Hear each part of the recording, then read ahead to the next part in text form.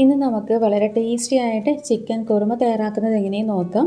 വീഡിയോയ്ക്ക് മറക്കാതെ ഒന്ന് ലൈക്ക് ചെയ്തൊന്ന് സപ്പോർട്ട് ചെയ്യാം കേട്ടോ. അപ്പോൾ നമുക്ക് ഇതെങ്ങനെയാണ് റെഡിയാക്കണേ നോക്കാം. അപ്പോൾ ഞാൻ അതിന് വേണ്ടിയിട്ട് 1.25 കിലോ ചിക്കൻ കഴുകി വൃത്തിയാക്കി എടുത്ത് വെച്ചിട്ടുണ്ട്. ഇനി ഒരു പാൻ ചൂടാക്കിയിട്ടുണ്ട്. അതിലേക്ക് ഞാൻ 2 ടേബിൾ സ്പൂൺ വെളിച്ചെണ്ണ ചേർത്ത് കൊടുത്തിട്ടുണ്ട്. എണ്ണ ചൂടായിട്ട് വരുമ്പം ഇതിലേക്ക് ഞാൻ മീഡിയം സൈസിലുള്ള 3 സവാള നീളത്തിന് അരിഞ്ഞതും എരിവിനനുസരിച്ചിട്ട് പച്ചമുളകും ചേർത്ത് കൊടുത്തിട്ടുണ്ട്. 5 പച്ചമുളകാട്ടോ ചേർത്ത് കൊടുത്തിട്ടുള്ളത്. അതിലേക്ക് 1 ടേബിൾ സ്പൂൺ ഇഞ്ചി വെളുത്തുള്ളി ചതച്ചതും ആവശ്യത്തിനുള്ള ഉപ്പും ഒരു തണ്ട് കറിവേപ്പിലയും കൂടെ ചേർത്തിട്ട് നന്നായിട്ട് വഴറ്റിയെടുക്കാം. ഈ ഒരു കറിക്ക് നമുക്ക് എരിവിന് വേണ്ടിയിട്ട് പച്ചമുളകും അതുപോലെ കുരുമുളക് പൊടിയാണ് ചേർത്ത് കൊടുക്കാനുള്ളത്. അപ്പോൾ അതനുസരിച്ചിട്ട് എരിവിന് വേണ്ടിയിട്ട് നമുക്കിതിലേക്ക് പച്ചമുളക് ചേർത്ത് കൊടുക്കാം. അപ്പോൾ ഞാനിതിലേക്ക് 5 പച്ചമുളക് ചേർത്ത് കൊടുത്തിട്ടുണ്ട്. അപ്പോൾ നമുക്കിത് സവാള നന്നായിട്ട് വഴറ്റിയെടുക്കാം. സവാള പെട്ടെന്ന് വാടിക്കിട്ടാനായിട്ട് നമുക്കിത് അടച്ച് വെക്കാം ലോ ഫ്ലെയിമിൽ. ഇടയ്ക്കിടയ്ക്ക് തുറന്നിട്ട് നന്നായിട്ടൊന്ന് വഴറ്റി കൊടുത്താൽ മതിയാകും. അപ്പോൾ ഇതാ സവാള നന്നായിട്ട് വാടിയിട്ടുണ്ട്. ഇനി നമുക്കിതിലേക്ക് കുറച്ച് മല്ലിയില അരിഞ്ഞത് ചേർത്ത് കൊടുക്കുക. അപ്പോൾ ഞാനിതിലേക്ക് 3 ടേബിൾ സ്പൂൺ ചെറുതായിട്ട് അരിഞ്ഞെടുത്തിട്ടുള്ള മല്ലിയില ചേർത്ത് കൊടുത്തിട്ടുണ്ട്. മല്ലിയിലയും കൂടെ ചേർത്തിട്ട് ഒന്നുകൂടെ നന്നായിട്ടൊന്ന് വഴറ്റി കൊടുക്കുക. നന്നായിട്ടൊന്ന് വഴറ്റിയതിന് ശേഷം നമുക്ക് ഫ്ലെയിം ഓഫ് ചെയ്യാം. ഇനി നമുക്കിതൊരു മിക്സിയുടെ ജാറിലേക്ക് മാറ്റാം. ഇനി നമുക്കിത് തണുത്തിട്ട് വേണം അരച്ചെടുക്കാനായിട്ട്. ഇതോടൊപ്പം നമുക്കിതിലേക്ക് 1/4 കപ്പ് അണ്ടിപ്പരിപ്പ് ചേർത്ത് കൊടുക്കാം. ഇത് നന്നായിട്ട് തണുത്തതിന് ശേഷം അരച്ചെടുത്ത് മാറ്റി വെക്കാം കേട്ടോ. ഇനി ഒരു പാൻ ചൂടാക്കിയിട്ടുണ്ട്. അതിലേക്ക് ഞാൻ 2 ടേബിൾ സ്പൂൺ വെളിച്ചെണ്ണ ചേർത്ത് കൊടുത്തിട്ടുണ്ട്.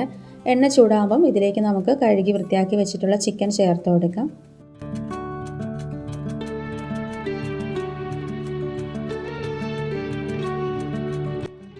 ചിക്കൻ ചേർത്ത് ഹൈ ഫ്ലെയിമിൽ തന്നെ 1-2 മിനിറ്റോളം നന്നായിട്ട് വഴറ്റിയെടുക്കാം.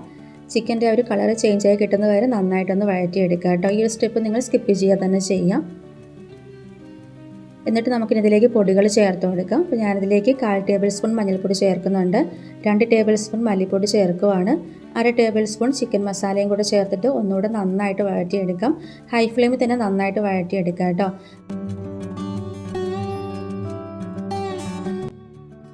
ഹൈ ഫ്ലെയിമിൽ വെച്ച് തന്നെ നന്നായിട്ടൊന്ന് വഴറ്റി കൊടുക്കുക. അപ്പോഴേക്കും ചിക്കനിൽ നിന്ന് അത്യാവശ്യം വെള്ളമൊക്കെ ഇറങ്ങി കിട്ടും കേട്ടോ.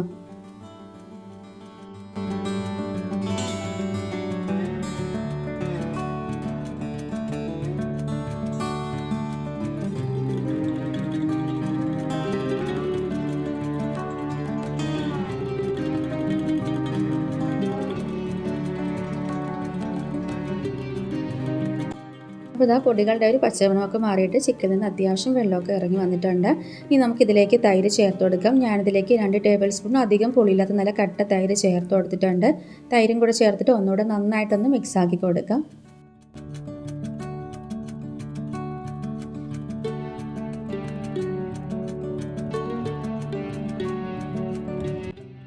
തൈര് ചേർത്ത് ഒന്ന് നന്നായി മിക്സാക്കിയതിന് ശേഷം ഇതിലേക്ക് നമുക്ക് അരച്ചെടുത്തിട്ടുള്ള അരപ്പ് ചേർത്ത് കൊടുക്കാം.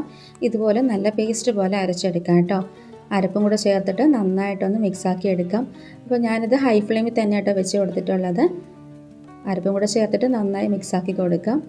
അപ്പോൾ മിക്സിയുടെ ജാറിലേക്ക് ബാക്കി ഇരുന്ന അരപ്പിൽ ഞാൻ കുറച്ചും കൂടി വെള്ളം ചേർത്തിട്ട് ഒഴിച്ചു കൊടുക്കുകയാണ്. ഏകദേശം ഒരു 1/2 കപ്പോളം വെള്ളം ചേർത്ത് ഒഴിച്ചു കൊടുക്കുകയാണ് കേട്ടോ. വെള്ളം കൂടെ ചേർത്തിട്ട് നന്നായിട്ടൊന്ന് മിക്സാക്കി കൊടുക്കാം.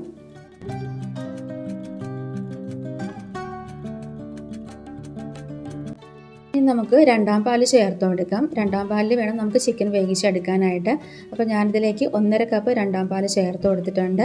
250 ml കപ്പിൽ 1/2 കപ്പ് 2ാം പാലാട്ടോ ചേർത്ത് കൊടുത്തിട്ടുള്ളത്. 2ാം പാലും കൂടെ ചേർത്തിട്ട് നന്നായിട്ടൊന്ന് മിക്സാക്കി കൊടുക്കാം. 2ാം പാല് ചേർത്ത് നന്നായി മിക്സാക്കിയതിന് ശേഷം നമുക്കിത് അടച്ച് വെച്ചിട്ട് വേവിച്ചെടുക്കാം. ചിക്കൻ നല്ല സോഫ്റ്റായിട്ട് കിട്ടുന്നത് വരെ വേവിച്ചെടുക്കാം. അരപ്പ് നന്നായി തിളച്ച് വരുന്നത് വരെ ഹൈ ഫ്ലെയിമിൽ വെക്കുക. തിളച്ചതിന് ശേഷം മീഡിയം ടു ലോ ഫ്ലെയിമിൽ വെച്ചിട്ട് വേണം വേവിച്ചെടുക്കാനായിട്ട്. അപ്പോൾ ഇതാ ചിക്കനൊക്കെ ഇവിടെ നന്നായിട്ട് വെന്തിട്ടുണ്ട്.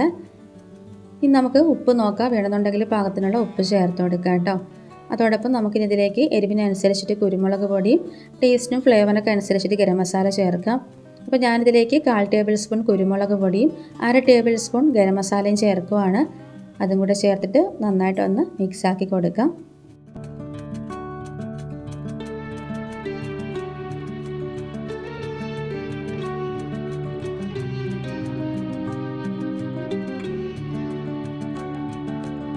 നമുക്കിതിലേക്ക് ലാസ്റ്റ് ചേർത്ത് കൊടുക്കാനുള്ളത് നല്ല കട്ടിയുള്ള ഒന്നാം പാലാണ്. കറി എത്രത്തോളം ലൂസായിരിക്കണം അതനുസരിച്ചിട്ട് ഒന്നാം പാൽ ചേർത്ത് കൊടുക്കാം. അപ്പോൾ ഞാനിവിടെ 1/4 കപ്പ് നല്ല കട്ടിയുള്ള ഒന്നാം പാൽ എടുത്തിട്ടുണ്ട്. 250 ml കപ്പിലാട്ടോ എടുത്തിട്ടുള്ളത്. അതും കൂടെ ചേർത്തിട്ട് നന്നായിട്ടൊന്ന് മിക്സാക്കി എടുക്കാം. ഒന്നാം പാൽ ചേർത്ത് കഴിഞ്ഞാൽ പിന്നെ തിളയ്ക്കാൻ പാടില്ല, നന്നായിട്ടൊന്ന് ചൂടായിട്ട് വന്നാൽ മതിയാകും. നന്നായിട്ടൊന്ന് മിക്സാക്കി എടുക്കാം.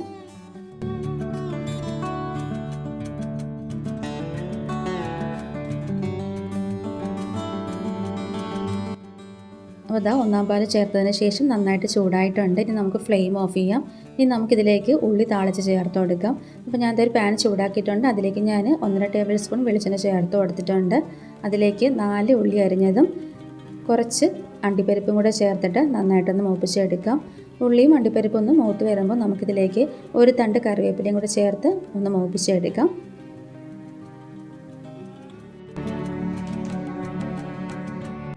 അപ്പോൾ ഇതാ കറിവേപ്പില ഒന്ന് മൂത്ത് വന്നിട്ടുണ്ട്. ഇനി നമുക്കിത് റെഡിയാക്കി വെച്ചിട്ടുള്ള കറിയിലേക്ക് ചേർത്ത് കൊടുക്കാം.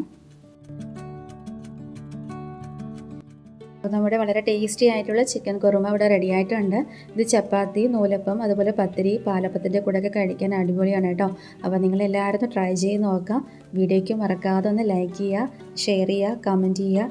ചാനൽ സബ്സ്ക്രൈബ് ചെയ്യാത്തവരാണെങ്കിൽ സബ്സ്ക്രൈബും കൂടി ചെയ്തിട്ട് നമ്മുടെ ചാനൽ ഒന്ന് സപ്പോർട്ട് ചെയ്യാം കേട്ടോ.